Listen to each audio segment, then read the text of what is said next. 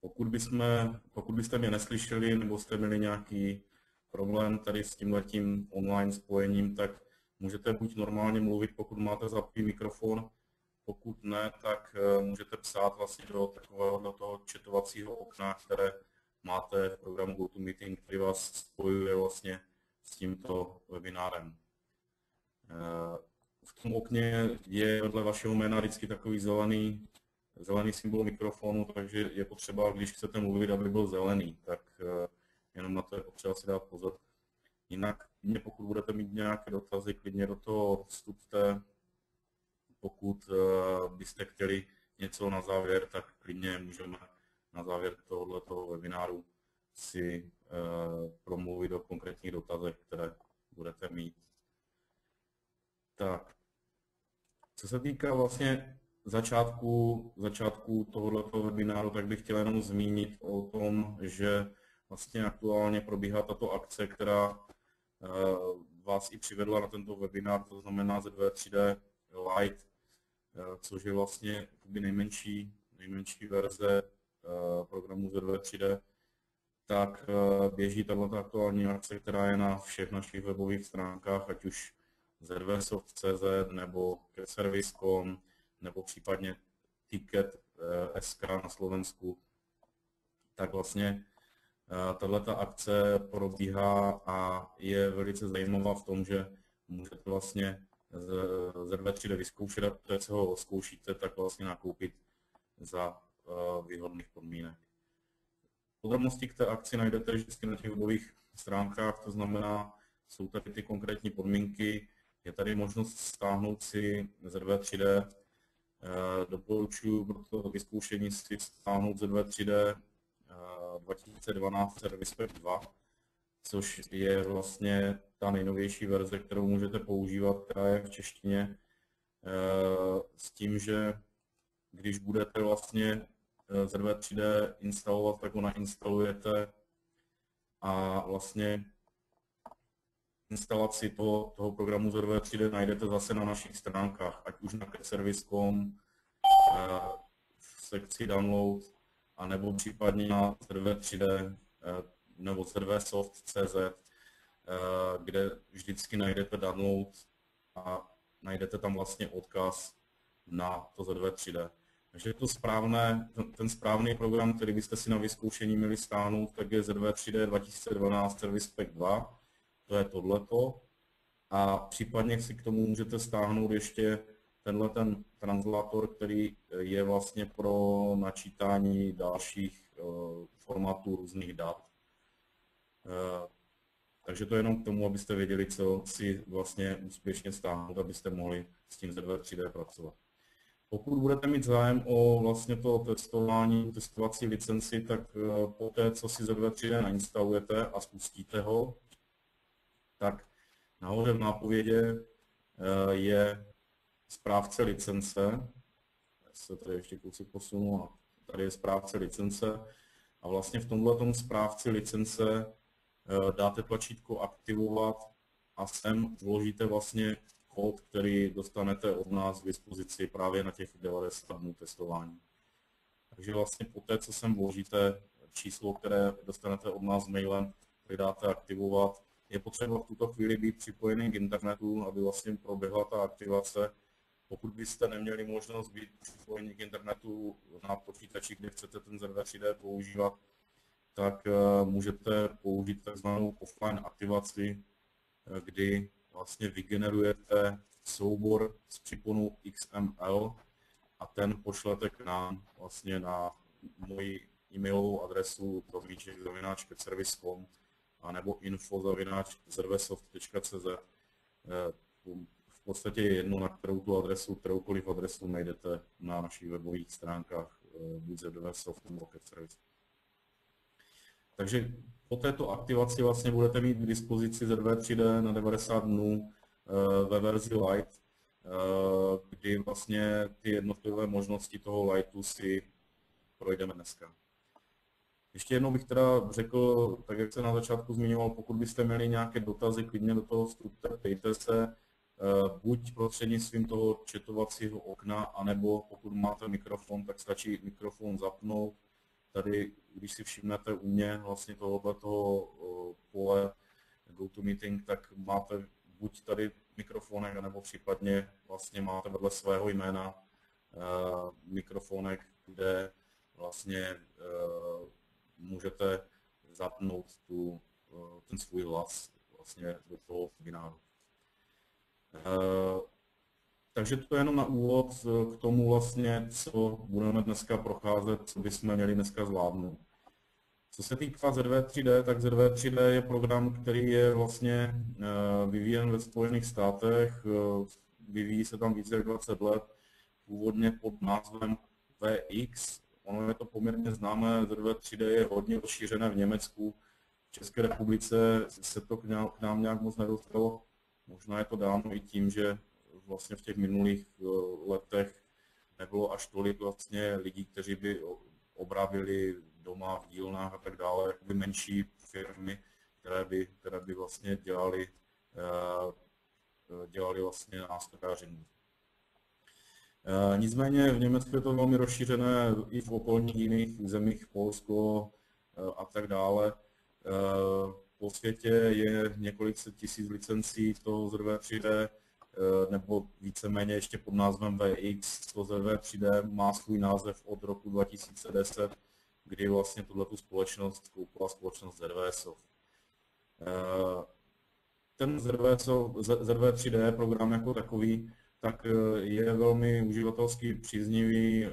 Dobré je to, že umí načítat spoustu druhů různých souborů, takže když si tady dáme vlastně otevřít, tak si všimněte, že vlastně můžete otvírat jak takové ty univerzální formáty typu IG, STEP, DVG soubory ve 2D, Parasolid, SolidWorksu, různé STL data z 3D měřáků, které zaměřují výrobky. Tak můžete mimo to ještě vlastně používat import souborů a v tom importu pak vlastně používáte všechny ty, které jsem zmiňoval, plus ještě můžete otvírat soubory CATIA 4, CATIA 5, což jsou takové ty poměrně velké, drahé softwary pro strojírenství, Inventor pro Engineer SolidWorks. Všechny tyhle ty věci můžete bez problému vlastně otevřít.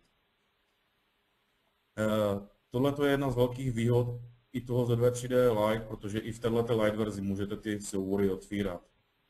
Potom vlastně, co se týká práce s tím ZV3D, tak vy můžete vlastně pracovat v několika různých režimech, to si postupně předvedeme, ale základní věc je to, že ZV3D je velmi jednoduché. V podstatě, když chcete začít dělat nový projekt, tak dáte nový a máte na výběr, co chcete dělat. Jestli chcete dělat 3D model, to znamená buď jednotlivý díl nebo sestavu, anebo chcete výkres. Vy v té verzi ZV3D Lite nemůžete vlastně obrábět, to je ten CAM plán, ale je to vlastně pak ve vyšších verzích je možnost vlastně obrábění toho CAMu. Takže výhoda i ostatním softwarům je v tom, že používáte jeden typ souboru, nemusíte mít něco zvlášť pro jednotlivé části, jako jsou třeba, já nevím, sestavy díly, plechové díly a tak dále. Takže si vyberete jenom díl, zadáte tady vlastně název, unikátní název toho dílu, takže dáme si tady třeba webinár 6.3.2013. Samozřejmě tady byste dávali konkrétní název konkrétní součástky, kterou byste vyráběli, nebo konkrétní dílu. Takže můžete ho i nějak popsat a když dáte OK, tak se dostanete do standardního prostředí toho programu ZV3D. To prostředí je vlastně přizpůsobované hodně prostředí Officeu, Wordu, Excelu, takže jsou tady vlastně podobné možnosti jako v těchto programech.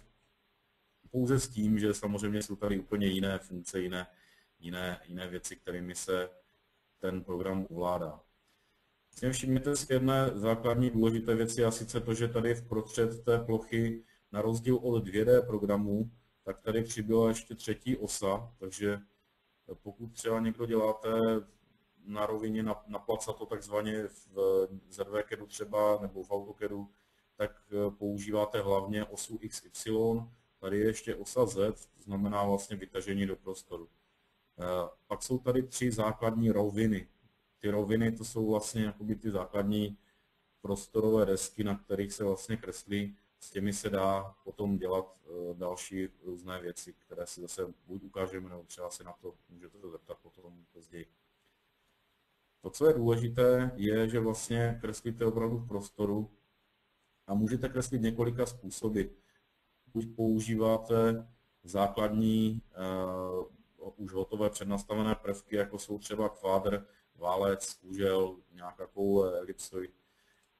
Klidně můžete tím začít. Všimněte si, že v tom ZV 3D fungují standardní úchopové režimy, jako jsou třeba právě v ZVCADu, ve 2D nebo v AutoCADu, že vlastně chytáte se pomocí úchopových bodů konkrétních míst na tom modelu. Takže můžu vlastně vzít a uchopit si ten počátek a vlastně roztažením můžu ten kvádr upravovat. Pak už posunutím na tuto šipečku nebo případně zadáním konkrétních délek můžu ten kvádr zadat. Když to potvrdím, tak vlastně máme nějaký kvádr. Já jsem si tu nakreslil jenom hlavně kvůli tomu, aby jsme se společně teď trošku orientovali v tom prostoru. Pokud někdo má už zkušenosti s 3D, tak se omlouvám, ale vezmeme to jenom takhle v krátkosti pro ověření vlastně i s těmi základními informacemi. To znamená, teďka, když máte v prostoru nějaké těleso, tak vlastně všimněte si, že pokud budete testovat ten program ZV3D, jinak tohleto video vám pravděpodobně na 99% dáme k dispozici, pokud se nic nepokazí, a můžete ho používat i v rámci svého zaškolení. Takže celý tento webinár budeme nahrávat. A vlastně všimněte si jedné věci, když potom budete točit kolečkem na myši, je to vlastně přibližování, oddalování. Když to kolečko myši zmáčknete, posunujete tím kvádrem nebo tím prostorem do boku. Když potom zmáčknete pravé tlačítko myši, že vpravo a držíte, tak můžete otáčet tím modelem, jako byste ho chytili do ruky. Takže to je jenom zase k té základní práci s myší. Levým tlačítkem všechno vybíráte, pod pravým tlačítkem jsou dané vlastně takové ty nejčastěji používané volby. To znamená, že v konkrétní moment, když vyberu třeba tu hranu, tak se mi tam pod pravým tlačítkem nabízejí konkrétní možnosti, co můžu s tím dělat. Zjednodušeně řečeno, tak vlastně, když nevíte, co dělat, tak zmačkněte pravé tlačítko, je tam vždycky něco k dispozici. Jinak ten výběr těch jednotlivých ploch, křivek a tak dále je takzvaně filtrován. Ten filtr je tady pod tímhletím všechno, tak jsou vlastně jednotlivé možnosti pro výběr. Takže můžete si říct, že chcete vybírat jenom kóty, nebo chcete vybírat jenom hrany. Takže si všimněte, že když dám hranu, tak nevyberu nic jiného než hrany. Tohle je důležité z toho důvodu, že vlastně velmi jednoduše pak můžete vybírat i nějaké schované věci, které jsou třeba schované za nějakou plochou nebo tak. Ale pro nás vlastně pro začátek si tam dáme všechno, protože všechno znamená, že vybíráme vlastně všechny jednotlivé části. Tak, ještě k tomu ovládání, tak všimněte si, že vlastně zde vlevo jsou dvě záložky. V té záložce první, která se jmenuje vlastně jakoby správce historie, neboli strom se tomu obecně říká, protože to jakoby stromově přibývá, tak přibývají jednotlivé věci. Když tady přidám další kvádr, dám OK, tak si všimněte, je tady blok 1, blok 2, jsou to postupně ty nakreslené věci. A postupně, tak jak budeme upravovat vlastně ten tvar, tak vlastně všechny tyhle jednotlivé informace se pak ukládají sem do toho stromu historie. Kdykoliv se umíte zpátky vrátit přes pravé tlačítko a předefinovat vlastnost, se umíte vrátit vlastně k tomu zadání původnímu. že můžete zvětšit, zmenšit, umístit jinam, s tím, že vlastně poté proběhnou vlastně ty jednotlivé kroky, které by měly proběhnout. Jo, takže takhle můžete vlastně pak přidávat vlastně jednotlivé další věci, které s tím souvisí. My si ale ukážeme jenom teď k vysvětlení, k čemu je dobrý tenhle ten správce ZV3D neboli historie toho projektu. Jinak ještě jedna důležitá věc, poslední, než začnu zase něco kreslit, tak vlastně v té části nad kreslicí plochou, to znamená tenhle ten malý panel, který tady je, tak je vlastně takový navigační panel, dají se tady přepínat viditelnost toho modelu, dá se tady přepínat konkrétní pohled, takže chcete levý pohled, chcete pravý pohled, chcete nějaký izometrický, takže můžete přepínat. Pak je tady zoomování, to znamená přibližování, oddalování. Takže může se někdy hodit, že si dáte přiblížit a pomocí okna si přiblížíte konkrétní věc. Já teda upřímně řeknu, že v podstatě od té doby, co měl své kolečko k dispozici, kdy ho někdo v roce 2000 dal k dispozici nám peďákům, tak vlastně už to téměř vůbec nepoužívám. Možná jedna důležitá věc, která tady je tady zoom vše. Někdy se to hodí, může se stát, že se vám někde dá ten model, nebo že si ho posunete někde tou myší bokem, zoom vše vrátí vlastně všechno na střed, takže ideální stav. No a poslední věc, se kterou budeme pracovat, je zobrazování kód, takže můžete si tady zobrazit kódy, zobrazit si základní roviny takzvané, k tomu se dostaneme, ale pro vás zobrazení kód, poté co si kódy zobrazíte, tak můžete vlastně ty výrobky upravovat. Stačí poťuknout na kódu a měníte hodnotu velikosti toho prvku. Takže pro vás, kdo třeba kreslíte jenom ve 2D zatím, tak je to taková věc, která je, bych řekl, hodně nová a je to vlastně věc, která je velmi zajímavá, protože si všimněte, že se vlastně přizpůsobují ty jednotlivé věci navzájem. Uvidíte hned v zápětí, jak se to dá krásně využít právě v tom 2D kreslení, které budeme používat samozřejmě taky. Tak, takže to jenom k té základní orientaci v tom prostoru. Pokud byste zase měli nějaké dotazy, klidně do toho vstupte. Jinak vlastně se podíváme na to, jakým způsobem budeme s tím modelem pracovat dál. Tak, takže standardně, když budete chtít začít nový model nebo nový projekt, tak dáte nový, to už jsme si řekli, dáme si tady nějaký název toho dílu. Já tady dám název třeba model ZV3D, dám OK a vlastně začínám kreslit ten svůj první díl, který chci kreslit.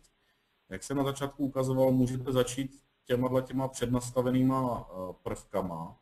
Já teda ale spíš doporučuji to, že začnete kreslit nějakou 2D skicou. Ono podle toho, jak se vám to hodí, někdy je dobrý použít blok, někdy nebo válec, někdy začnete tou skicou. Ta skica nebo náčrt je vlastně 2D náčrt, který vlastně potom vytahujete do prostoru, upravujete a tak dále. Ten 2D náčrt funguje tak, že si vyberete rovinu, na které chcete kreslit.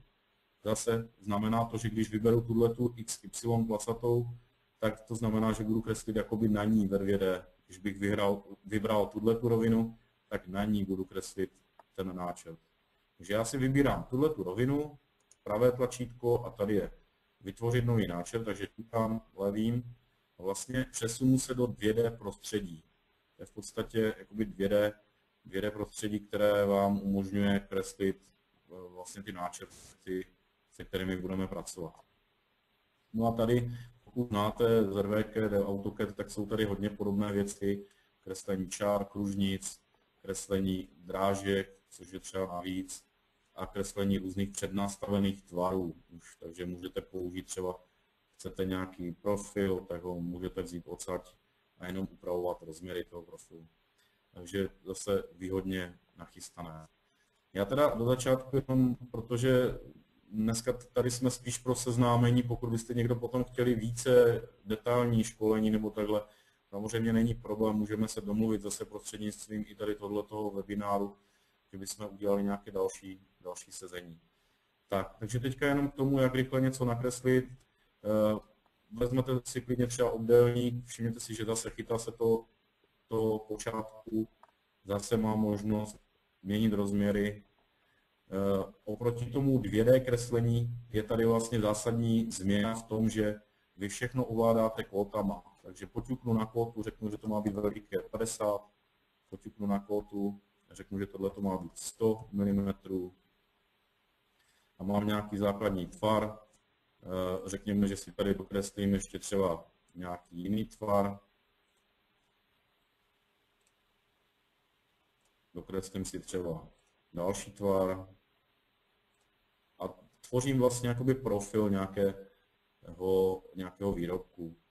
Takže potvrdím, tuto čáru můžu smazat, protože se mi tam nehodí. Můžu samozřejmě dokreslit třeba nějaký další obdélník, který bude takto protínat ten můj už stávající tvar. Můžu tady používat věci, jako je zaoblení, skosení, oříznutí, takže ořezávám jedním bodem, takže vyříznu vlastně ten prvek, který se mi tam nehodí. Tak, jeden, druhý, třetí, čtvrtý. Mám vlastně vyříznuto to, co jsem chtěl dát pryč. No a takhle jsem si nakreslil nějaký obecný tvar, který nemá přesné rozměry. No a vlastně v zápětí můžu udělat to, že buď zakótuju, to znamená jednotlivými kótami, tomu dám už přesné rozměry, takže dám kótu, řeknu, že tohle to bude 30, dám si tady velikost zde, řekněme, že to bude 50, zakótuju si tento úhel, takže ukazuji jenom jednu stranu, druhou stranu a vidíte, že se vlastně přizpůsobuje ten tvar. Můžu tady dávat i takzvané vazby, to znamená, že řeknu, že něco s něčím má určitý vztah, že třeba kolmost. Řeknu, že tohle s tímhle bude kolma. Jo, tady už ta kolmost je, ale jo, tady vidíte potom vlastně ten symbol třeba té kolmosti. Tohle s tímhle, vidíte, dala se tam kolmost. Tohle s tímhle nemůže být kolma, protože už tam je nějaká další vazba. Tady tato. Tak, takže takhle vlastně můžete ten náčrtek, který máte, zakótovat. Jo, vidíme, že vlastně i tohle to můžeme měnit, takže 250 třeba dáme radius. Dáme tady, můžete používat i kód přímo v radiusu, třeba 18. Ono se postupně vlastně ten náčrtek přizpůsobuje tomu, co vy vlastně zadáváte za hodnoty. Takže takhle vlastně postupně si upravuju ten náčrt, můžu říct, že tohle to bude třeba 80, je to veliké. Takhle jsem si postupně vlastně upravil ten svůj náčrt. Když jsem hotový, tak je tady vždycky takovýhle panáček, který utíká pryč, takže takový běžec, takže když na něho tak se vrátíte zpátky do toho 3D prostoru. No a v tom 3D prostoru vlastně teďka můžeme z toho 2D náčrtu vytvořit už konkrétní tvar, takže dám vysunout, můžu říct, že chci vysouvat jednou stranou nebo dvěma a vlastně vyberu ten profil, který vysouvám a vysunu ho o nějakou hodnotu, která vlastně bude vlastně reprezentovat tu výšku. Všimněte si, že tím, že vlastně ZV 3D je objemový i plošný modelář, tak může být klidně i to, že vysunu vlastně tvar, který má jenom tloušťku toho vlastně té stěny, jenom jako plochu, jenom jako tvar, ne jako tvar, jako takový. Kdykoliv se můžu vrátit do toho náčrtu, takže můžu říct, že chci do náčrtu předefinovat vlastnosti, můžu se podívat vlastně na ty jednotlivé části, které tady jsou, můžu upravovat jednotlivé kóty, můžu klidně ten náčrt úplně změnit, takže můžu říct, že takhle jsem to nechtěl, řeknu znovu náčrt a řeknu, ano, chtěl jsem tady obyčejný obdélník, chtěl jsem tady nějaké zaoblení na této straně, chtěl jsem zkosení na této straně a navíc jsem chtěl mít někde prostoru díru, dám OK. Tak a odejdu zpátky a vidíte, že vlastně ten tvar toho vysunutí zůstal zachovalý, jenom se vysunula ten upravený náčrt. Výhoda tady toho 3D modelování je v tom, že když si tady zapneme zase kóty, musíte poťuknout na náčrt a zapnout kóty, tak vlastně můžete vstupovat i do těch rozměrů, takže vlastně poťuknu, dám tady 200, změní se mi velikost toho prvku na 200. Takhle vlastně vytvořím ten základní tvar a tenhle ten tvar potom můžu různě doupravovávat. To znamená, můžu vkládat třeba zaoblení, takže jenom ťuknu vlastně na hrany, které chci zaoblit. Můžu říct, o kolik to chci zaoblit, o jaký poloměr. Takže vlastně můžu tady nastavovat další různé věci a můžu vlastně takhle si upravovat ten svůj tvar, který mám. Můžu použít třeba zkosení, řeknu, že tady toto má být zkosené o nějakou velikost, takže 3 mm. Můžu vlastně tu díru třeba nějakým způsobem upravovat, můžu tam dát závit do toho, takže můžu říct, že chci tady mít závit, řeknu, jaký to bude průměr, tady vidíte, že se tam rovnou dává M, M30, můžu tam mít vlastně přesně daný rozměr toho závitu nebo hloubku toho závitu. To se dá vlastně takhle postupně dodělávat, tak jak je libo. Nebo případně můžete samozřejmě vkládat do toho své vlastní díry, které budou mít nějaký průměr, nebo případně v pokročilých budou konkrétně zase definované nějakým M-kem. Řeknu, že tam bude nějaká desítka, nějaké hloubky. Vlastně řeknu jenom, na jakém povrchu bude ta díra a kde bude ta díra. To je, co dám OK. Si mi tam vkládá už konkrétní díra, konkrétní hloubky se závitem. Takže vlastně takhle postupně si vytváříte vlastně jednotlivé součásti. Není problém tam cokoliv na to dokreslit, to znamená, že pokud tady má být někde z boku třeba nějaký náústek, nějaký válec, není problém vzít už hotový ten válec a řeknete, že ho chcete na tuto plochu. Přes pravé tlačítko ho můžete umístit, takže řeknu, že chci třeba mezi dva body a chci to mezi tuhletu polovinu a tuhletu polovinu s tím, že OK, a jenom si řeknu, že zarovnané to má být podle této roviny.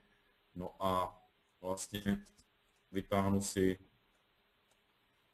nějaký ten válec, který bude třeba nějakou další součástí té mojí součástí, kterou tady vyrábím.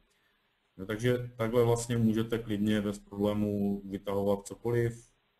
Můžete se ke každé věci vrátit, takže když tady vlastně v této stromové struktuře se vrátím k díře a řeknu předefinovat díru, tak vlastně si všimněte, že se vracím o ty kroky zpátky a řeknu, že chci M12 nebo 14 třeba, dám OK a vlastně ta díra se předefinuje, všechny ostatní věci zůstávají tak, jak byly nastaveny. Platí to obecně u všeho, takže když si upravit ten válec a řeknu, že tam má být větší poloměr, dám OK, mám vlastně upraven. Obrovská výhoda oproti 2D je v tom, že vlastně teď v tuto chvíli, když chcete výkres, tak dáte jenom pravé tlačítko 2D výkres, zvolíte, jaký chcete formát, podle samozřejmě asi tiskárny, jakou máte k dispozici. No a vkládáte už ten model přímo do výkresu, takže tady vlastně jenom zvolím měřítko, tak ať se mi to na ten výkres vejde, takže řeknu, že chci vložit sem, chci vložit tento pohled a mám vlastně na výkrese vložené jednotlivé části nebo jednotlivé pohledy na ten model. Můžu tady zvolit třeba standardní pohled, ještě navíc izometrický, tak aby to bylo pro orientaci dobrý. Si tam ještě vložím takovýhle 3D pohled. Všimněte si jedné věci, a sice to, že pokud byly vlastně během toho kreslení použité nějaké kóty, tak ty kóty můžou být rovnou vložené na výkres, takže nemusíte znovu kótovat. Ještě taková dobrá věc je ta, že můžete měnit vzhled těch náhledů nebo těch výřezů na ten výkres, takže přes pravé tlačítko atributy můžete říct, že třeba ten izometrický pohled má být barevný. Tohle to jsou věci, které jsou zase zajímavé pro praktické použití, potom když to vytisknete, je tam lepší přehlednost toho výkresu. Jinak na výkres se automaticky dostávají určité informace, jako je třeba název výkresu. Já tady mám použitý takový podivný textový font, ale vy si to můžete samozřejmě to razítko nastavit potom tak, jak je potřeba. S tímhletím vám umíme pomoct a nastavit textové fonty, jak jste zvyklí používat na svých výkresech, nastavit tam ten rámeček, razítko, tak jak jste zvyklí. Jinak samozřejmě na tomto výkrese potom máte tady nahoře záložku kóta a můžete ten výkres dokódovat. To Z2 3D bere automaticky kóty, takže on to přebírá z toho modelu, takže nemusíte se nějak obtěžovat s nějakým odměřováním nebo něčím. Prostě ukážete na ten tvar, ukážete vlastně třeba na body a vkládáte ty jednotlivé kóty. Jinak můžete samozřejmě vkládat i různá označení, můžete vkládat svary jako značky svarů, to znamená, zadáte si, kde má být ta značka, co má obsahovat. Já teď tam budu dávat nějaké nesmysly, ale může tady být i nějaké dokončování na tom svaru. Takže pak se vlastně vkládá ta jednotlivá značka. Značky drsnosti zase, můžete zase použít konkrétní značky. Můžete ji umístit kam chcete, takže může jít i na celý výkres. Jo, pokud obecně používáte to, že je potřeba opracovat ten výrobek celý nějakou drsností.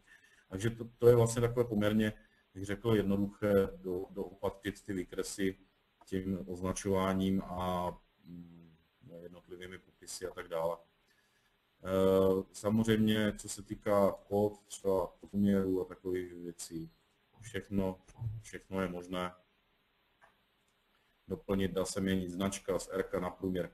Toto všechno můžete upravovat.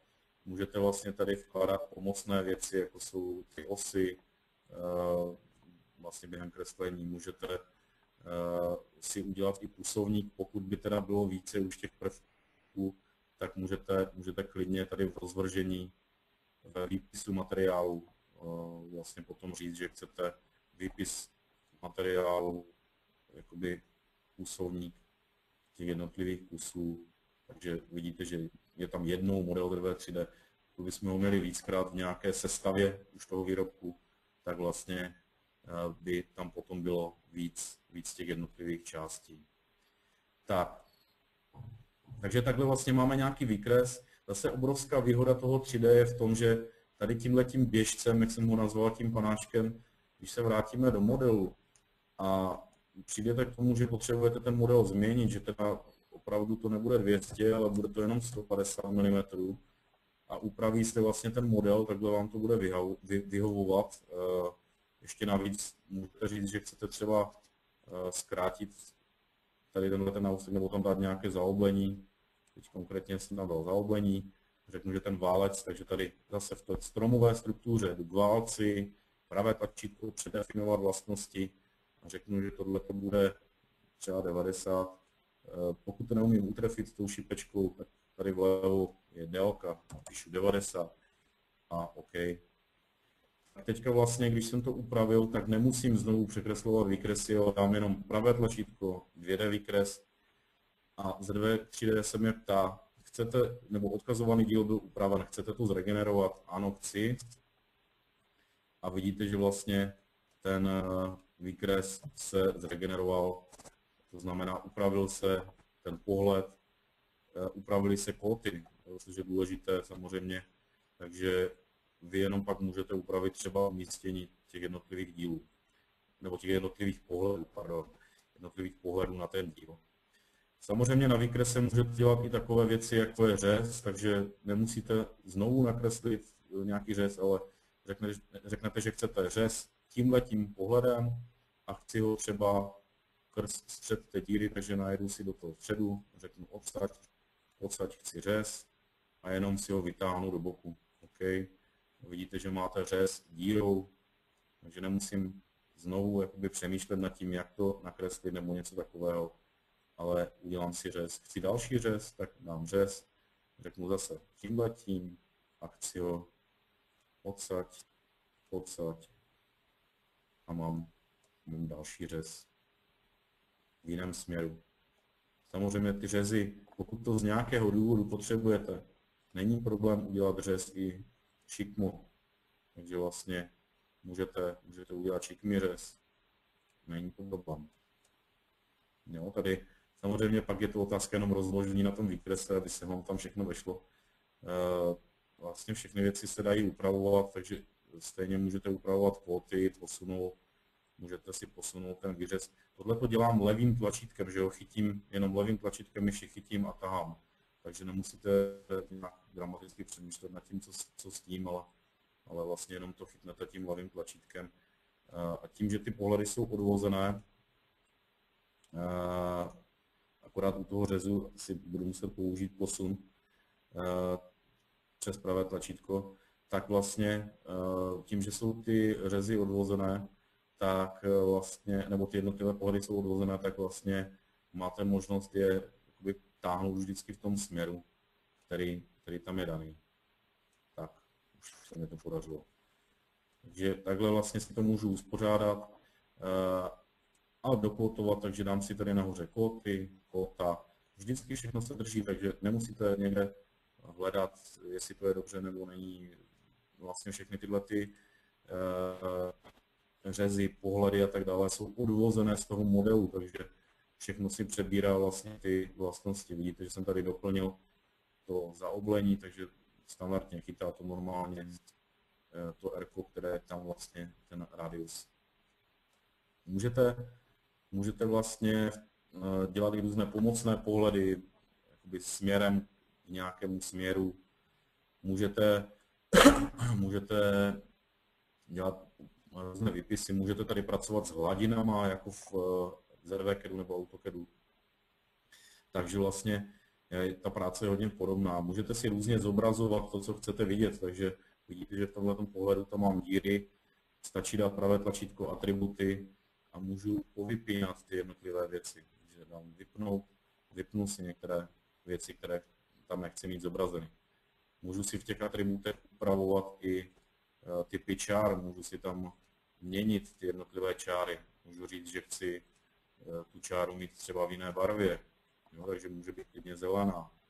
Tohle to všechno se dá nastavit tak, abyste to měli uloženo v té šablóně. To znamená, že jakmile tam dám ten pohled, tak všechno bude zelené, nebude to černé. To všechno vlastně se dá nastavit v těch vašich uživatelských nastaveních, kterými to můžete ovlivnit. Tady teď si všimněte jenom, že tady mám opravdu, už jsem to říkal, použitý nějaký špatný textový font, takže všechno se dá upravovat, dají se vlastně i tyhle ty textové fonty a jednotlivé věci upravit, takže vždycky je to všechno řešeno atributy, tady nahoře atributy textu, teď tam používám nějaký ISO-CP, který nemá hačky, čárky, takže tady vlastně akorát musím dojít k tomu, že vlastně na tom výkrese změním ten font třeba na nějaký Arial nebo nějaký takový. Je tady standardní výpis těch textových fontů, které vlastně můžete používat. Můžeme to i zkusit, jenom ať máte představu, jak si s tím zdržovat, ale když dáme OK, tak vlastně můžeme si to ukázat třeba na tom řezu, který já zlikviduju. Děláme tady nový řez. třeba nějakou jinou částí, tady tohleto malou díru. A ještě jsem se netrefil, mám malou ze šikma. Důležité je to, že vlastně po změně těch fontů, tak normálně to reaguje na češtinu bez problémů. Vlastně pracujete s háčkami, čárkami, jednotlivými věcmi, které s tím souvisí dál. Tak. Takže to je vlastně k tomu výkresu důležité zapamatovat si, že vlastně když z toho výkresu vyskočím a udělám tady nějakou změnu, to znamená, řekněme, že tady doplním nějakou díru, jednu, druhou, třetí, tady jenom nasázím teď bez nějakého umísťování, ale doplním a jdu do toho výkresu, tak vlastně se všechno zaktualizuje. Vidíte, doplněné díry, doplněné v tom pohledu, objevují se v řezu. Podle toho, kde je ten řez vlastně vedený a tak dále. Takže vlastně tady jdou vidět v těch pohledech. Takže všechno vlastně se aktualizuje a to je taková dost zásadní výhoda toho 3D kreslení i právě v tom ZV 3D Light, které vlastně si tady představujeme. Jinak to je vlastně jenom začátek, to znamená jenom nějaký model. Vy prakticky můžete pak z těch jednotlivých modelků skládat sestavy. Takže když já pomocí tady tohohle panáčku toho běžce vyskočím ven a vyskočím ještě jednou z toho modelu, tak vlastně jakoby jsem na začátku celého toho programu v takzvané správě dokumentu. To znamená vlastně tohle je zpráva dokumentu, kde mám ten díl, mám tady ten model, ten list, to znamená, je to vlastně, model, pardon, mám tady ten výkres, tohle je výkres, tohle je model. Můžete si tady dole zapnout grafiku, to znamená náhled, takže vidíte, čeho se to týká, že tohle je ten model, tohle je ten výkres.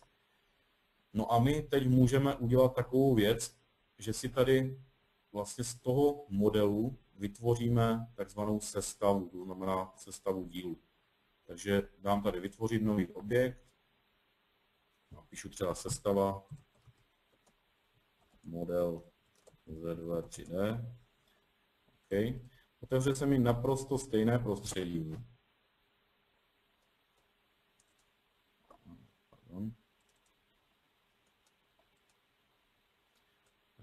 Naprosto stejné prostředí, které vlastně už jsme měli, s tím, že vlastně do tohoto modelu, do tohoto sestavy vlastně budu vkládat jednotlivé části, které jsem nakreslil. To znamená, přepnu se do sestavy a tady ve vložit, se omlouvám tady ten válec, ale já tady mám spuštěné ještě jedno ze 2.3D, novější, které se mi tam do toho tlačí. Ale nicméně, když se podíváte vlastně do záložky sestava a dáte tady tlačítko vložit, tak můžete vkládat různé komponenty a z toho skládat tu sestavu. Takže teďka vlastně vložím jeden díl, OK, vložím druhý díl, dám OK, můžu takhle vkládat další díly, nebo případně můžu si najít klidně nějaký další díl, úplně jiný, a z toho dílu vytáhnout třeba nějaký čep. Tady mám tady třeba zámek jednoho našeho uživatele. No, takže můžu takhle si vlastně vkládat do sestavy jednotlivé dílečky. No a vlastně tyhle ty díly pak můžu pomocí takzvaných vazeb skládat dohromady. Takže vlastně dám tady v sestavě, dám zarovnat, tím vlastně zarovnávám ty jednotlivé díly k sobě. No a vlastně zarovnám si třeba, řekněme, tuhletu válcovou plochu s touhletou válcovou plochou. Takže vidíte, že vlastně se jakoby spojily ty prvky dohromady, nebo respektive zarovnaly. A teď, když si tady záložce sestava vezmu táhnout, tak uvidíte, že se omezila i pohybovost toho dílu. On vlastně teďka jakoby jezdí jenom v té díře, ve které je, a umí se otáčet kolem té osy, umí se zvedat nahoru dolů. Protože jsem vlastně tím zarovnáním omezil hybnost nebo pohybovost toho dílu. No a teď můžu říct, že třeba má být ještě zarovnáno tato plocha s touhletou horní plochou. Vidíte, že se to zorazilo. ale já to nechci mít natěsno a tam chci mít obsazení třeba 10 mm. Dám OK. A vidíte, že teďka vlastně je to osazeno v díře, je to vlastně zarovnáno s nějakou výškou, takže teďka, když si dám tady táhnout, tak už se to vlastně bude hýbat jenom kolem dokola. Když vlastně ta funkčnost je omezená úplně. No a teď ještě pomocí toho zarovnání si zarovnám ten spodní díl, aby mi nikam neutíkal, tak řeknu, že zarovnám tuhle plochu s rovinou XY a řekněme, že tuhle plochu zarovnám s touhletou rovinou. Vy můžete ještě jakoby otočit ten směr, kterým je umístěný vlastně ten výrobek potom, takže tady pomocí buď protější nebo stejné, tak můžu vlastně zarovnat. No a poslední zarovnání dám tohleto s tímhletím. Se dám to protější. Okay. A znamená to, že vlastně teďka tenhle ten díl je přilepený k těmhletěm rovinám, k těmhletěm čtverečkům. A tenhle ten díl je zavazbený k tomu dílu, to znamená vlastně má určité společné vlastnosti, takže když dám to táhnutí, tak teďka vidíte, že se to opravdu otáčí jenom kolem té osy. No a já můžu samozřejmě jít dál, můžu si tady vlastně vložit klidně ještě jednou tento díl, takže si dám ještě jednou a řeknu zase, že chci zarovnat tenhle ten čep s touhletou dírou. Vidíte, že teď je to zarovnané nějakým směrem, já to můžu zkusit otočit, takže tady pomocí toho stejného jsem to otočil. No a zase ještě můžu pokračovat vlastně v tom umísťování a řeknu, že buď to ukončím OK a dám znovu, nebo pokračuju, je to víceméně jedno. A řeknu, že tahleta rovina s touhletou rovinou mají být stejné, takže takhle. A dám tam zase 20 mm třeba, nebo tady dám třeba jenom 10 mm rozestup.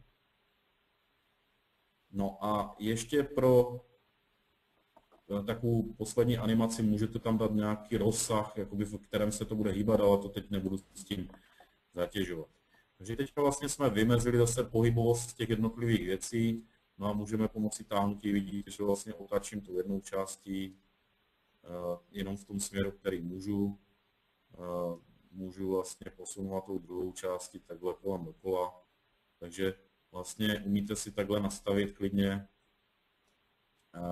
nějakou sestavu, která je vlastně rozpohybovaná. Můžete si vlastně i udělat nějakou simulaci toho pohybu.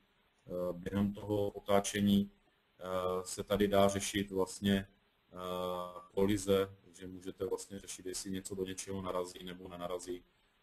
My tady teď máme jednu kolizi, zase to, že nesedí ty průměry na sebe, takže vlastně tam dochází k nějaké kolizi.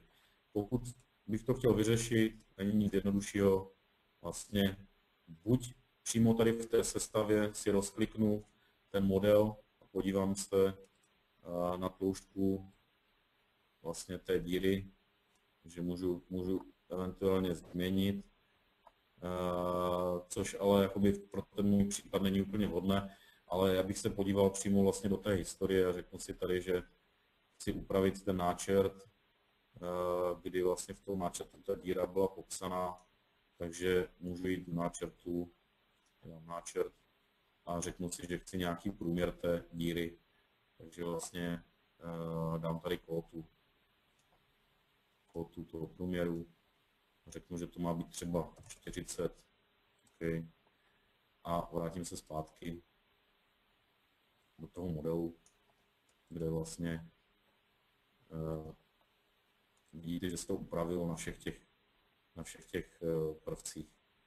Jo, tady akorát ještě máme kolizi s tím závitem, který vlastně, když se podíváme, tak jsem tady dával závit a ten závit byl M30,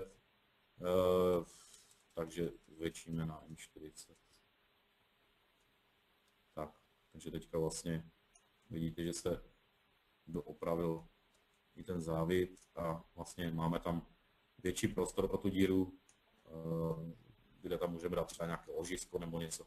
To už je na vás, tohle to opravdu jenom spíš ukazuju z hlediska té funkčnosti, že že vlastně vytvořili jsme nějakou sestavu jednotlivých dílů, kdy vlastně teď s těmi díly můžeme i manipulovat, pohybovat, pracovat s nimi tak, jak vlastně potřebujete. Jo, tady vlastně teďka můžete s tím manipulovat. No a samozřejmě ze sestavy můžeme udělat zase výkres, takže pravé tlačítko, 2D výkres, řekněme, že to dáme na A2, protože tohle bude víc. Dáme tady zase nějaký měřítko 1:2 a řeknu, že vlastně chci tady mít standardní pohledy a chci tady pohled čelní celé sestavy. Takže dám jeden pohled, z toho odvozu další a další. Samozřejmě počítá to s tím, že ty jednotlivé součásti jsou nějak natočené, takže vy vlastně pak v té sestavě můžete klidně zakvotovat i to natočení. Takže teďka samozřejmě ten nejmenší problém je vzít a říct, že chci tohle s tímhletím vědět úhel natočení. Můžu s tím vědět, můžu měnit samozřejmě velikosti těch fot a tak dále. Můžu říct, že chci vědět úhel natočení, zase tenhle. Jo, ty jednotlivé vlastně věci odměříte standardně mezi sebou. Posuny, průměry. Samozřejmě, že zase stejně můžu přes pravé tlačítko měnit atributy. Můžu tady dát třeba barevnost, jenom ať je to přehlednější. No a samozřejmě, že můžu dělat řezy sestavou, takže zase rozvržení, řez, řeknu, že chci řez tímto v nějakém místě, teď neřeším to místo, byste si ho vyřešili sami, dám OK. Všimněte si, že vlastně tady udělal ten řez. U toho řezu jsou i určité možnosti nastavení, takže můžu upravit definici toho řezu, můžu si říct, že tam chci jenom oříznutou plochu, takže tam zůstanou jenom vlastně ty oříznuté plochy. Můžu říct, že chci upravit a dát si tady křivku řezu, takže tam bude jenom ta křivka řezu. Těch možností je spousta, které můžete vlastně z toho Z2 3D dostat, takže asi tam dám ten díl a vlastně nechám si to nastavení tak, jak je. Tak stejně můžeme řezat vlastně ten díl zase v jiných směrech. Můžu říct, že tenhle ten díl chci takhle říznout.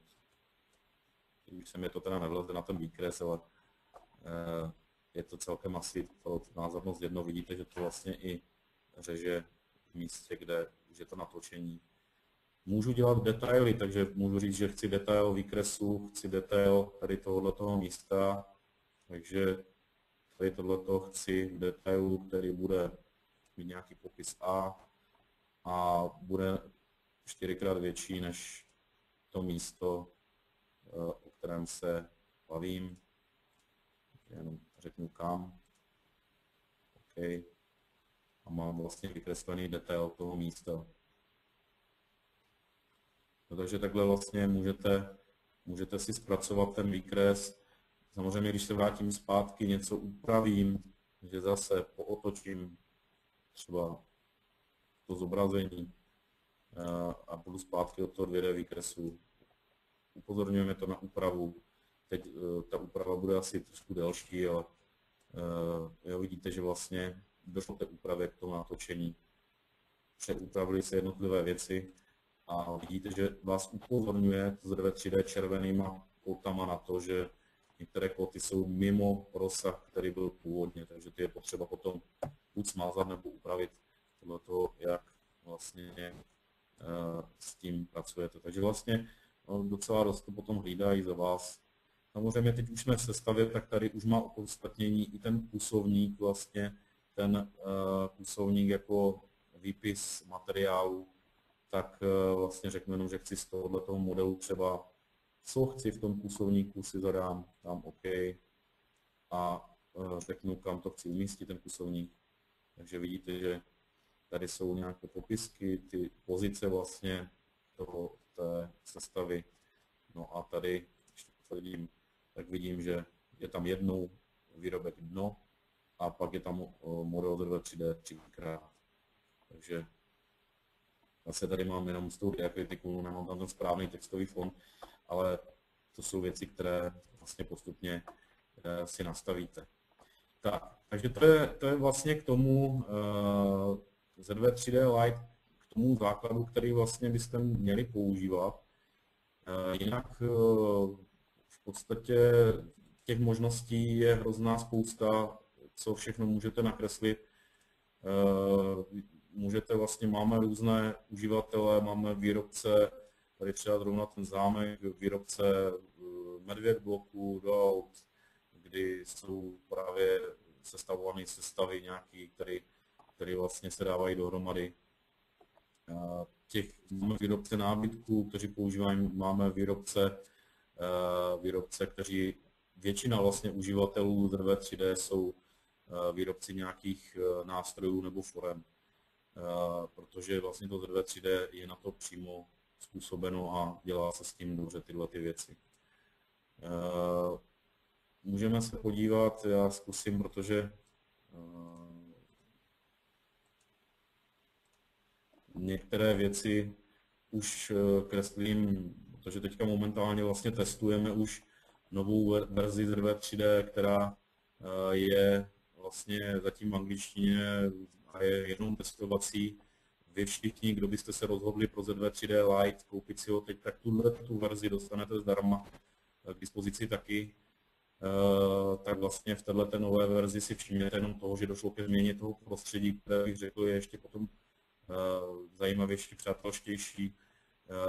Ta plná verze, protože teď je to pořád beta testovací, ale nicméně říkám, vy už byste ji dostali automaticky v momentě, kdy vyjde, ona vyjde někdy zhruba v květnu letošního roku v češtině, tak vlastně budete mít k dispozici. Tady potom jenom si všimněte toho, že to prostředí trošičku je přepracované, ten program je rychlejší zase o něco, ale jinak v zásadě používání toho ZV 3D 2012 Service Pack 2 je naprosto shodné. Takže pokud se naučíte dělat na ZV 3D 2012 ten přechod na tu novou verzi, která vyjde někdy v květnu, tak vlastně je totožný, není tam žádná zásadní změna. Tady vidíte jenom, že vlastně mám používaný teďka v té sestavě nějaké jednotlivé části. Takže vlastně ZV 3D i včetně zprávy dokumentů.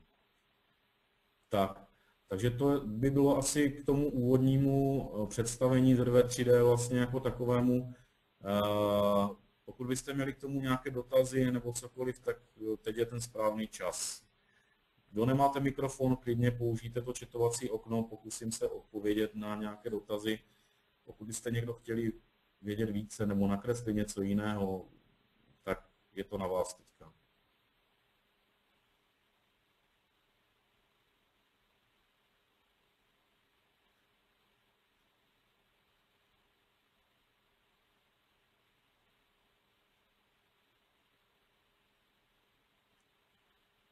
Tak, pokud nemáte nikdo žádný dotaz, tak vlastně já bych tohleto základní úvodní představení toho ZV 3D Lite dokončil, jenom připomenu, že pokud budete někdo zkoušet ZV 3D Lite zaregistrovat, tak nápověda, správce licencí a vlastně dáte aktivovat sem, zadáte kód, který jsme vám posílali. Pokud někdo ten kód ještě nemáte, tak potřebuju poslat vaše nacionále, kompletní název firmy, jméno uživatele, e-mailovou adresu, telefonní číslo a adresu a vlastně na základě toho vám pošleme potom kód, kterým zaktivujete ZV 3D 2012 Service Pack 2 na tu verzi Lite, která je k dispozici. Jinak ta akce, o které jsem mluvil, běží zatím pořád s tím, že vlastně není nutné čekat celé 3 měsíce. To samozřejmě je pro vás akce udělaná. Vy si můžete tu licenci, pokud potřebujete třeba kvůli, já nevím, počtu DPH nebo něčeho, tak ji můžete koupit i dříve. Vlastně za tuto cenu 14 553 bez DPH, což je vlastně po té slevě 30%. Takže to je potom už na vás, kdy se rozhodnete tu licenci používat a pracovat s ní, protože říkám, je to z hlediska toho, že vlastně budete používat legální 3D software, který je schopen otvírat i jiné ostatní programy. Jinak v průběhu toho testování, když byste na něco narazili,